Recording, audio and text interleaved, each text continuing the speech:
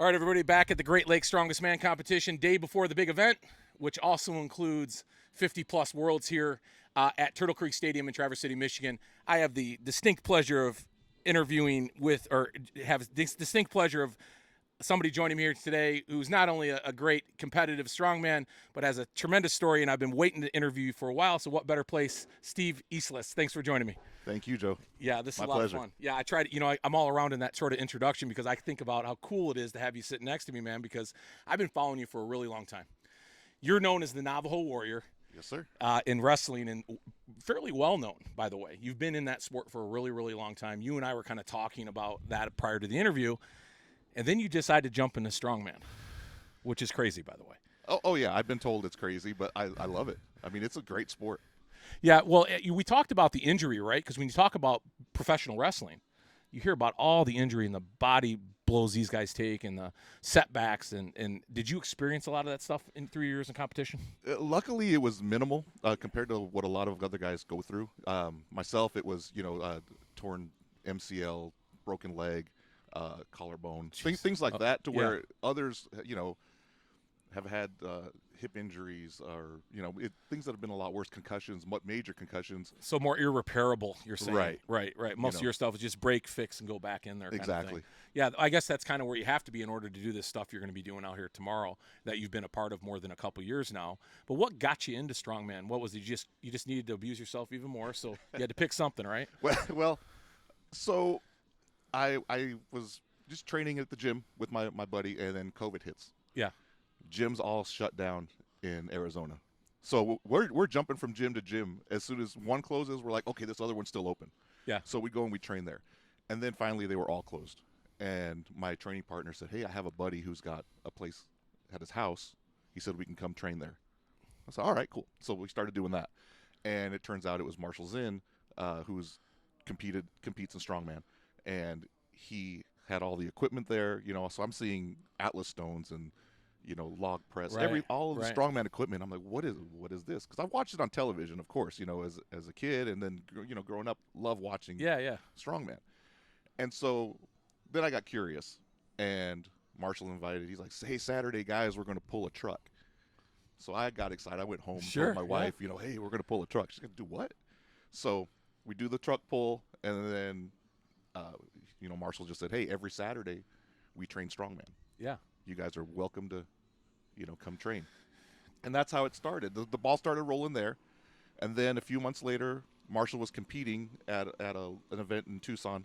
So my wife and I went down to watch, and just kind of started getting that, like, wow, this is really cool. Got to get in there. Got to do this. And then Jerry Pritchett was there as one of the judges. Yeah. And I was like, man, that guy's enormous. Who's right. he? So then, and then on the way home, my wife looks over at me, she's like, so did you ever think? And before she could finish, I said, absolutely not.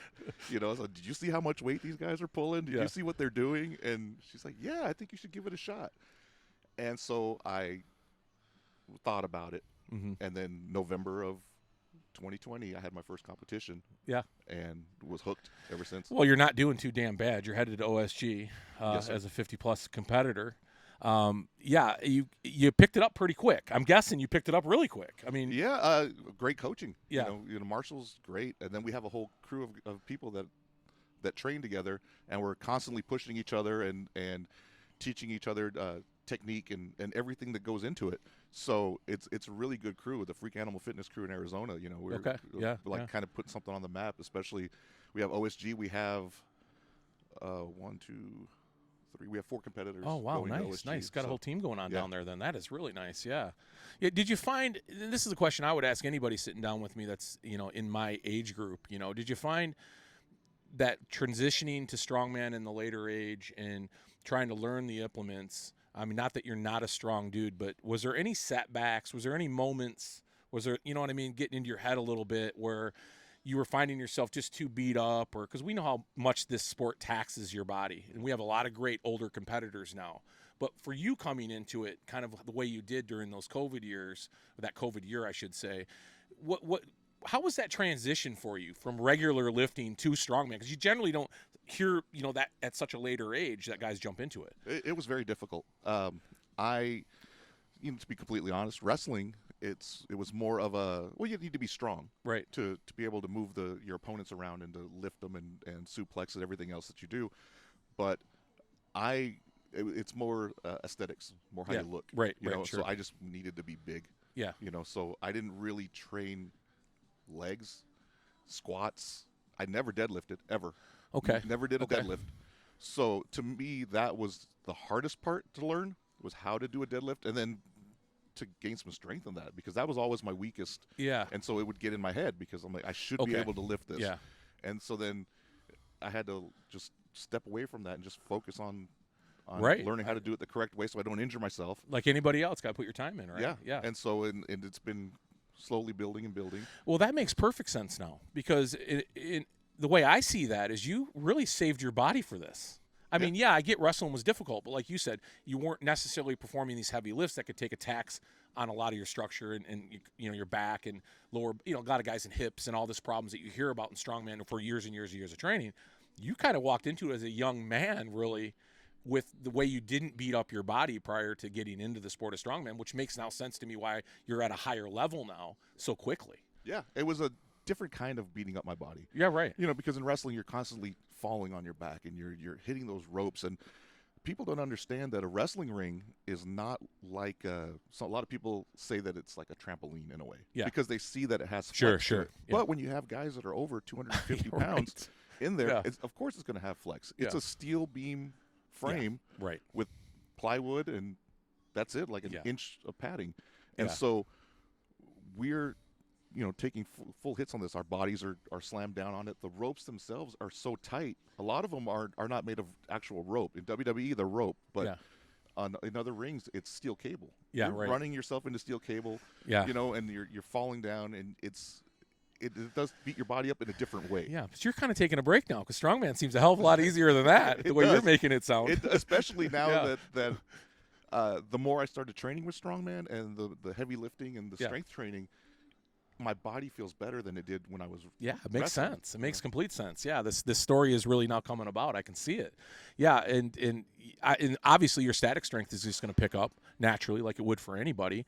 You know, their old adage is once you get older, you can't get stronger. We know that's a bunch of bullshit. Oh yeah, that's bullshit. I don't even know where that came from, honestly. And I know I'm not trying to be biased about it. It's true. I think we're perfect examples of that. You know, I feel like I'm getting stronger now than I was 15 years ago, in large part because of proper programming now. We know how to program this shit. We're just not going in and deadlifting every other day and squatting, you know, massive amounts of weight. We're not hitting those PRs every time we're in the gym. We have percentages now in programming, that type of thing. Do you follow that same type of regiment with Marshall as your coach? I do. So he sets a program. He sees what we have coming up. Yeah.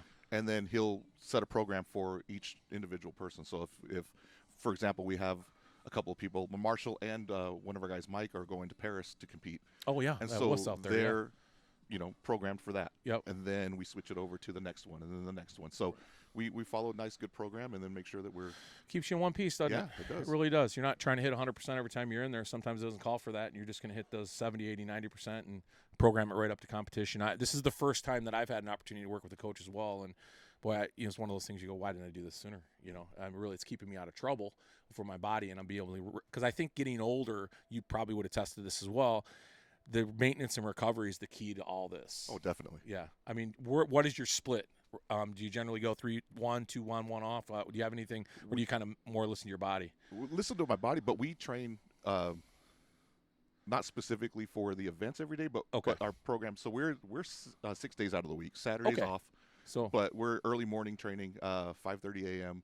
Monday through Friday. So you might throw some hypertrophy in there and that type of thing. Yes. Around. Okay, that makes perfect sense. So you're always moving. You're not Yeah. giving yourself a time to sort of seize up, if you will, or have those days where you can't move out of bed, kind of thing. Yeah. And so we have that Saturday off of training, but you know, having family and having kids, and you never have a day off of, you know. No, it's always something. There's always something going on. Yeah, that's true. Do you find yourself, is there, just because I'm competing with Steve here in 2 months, is there any weakness that you have, Steve?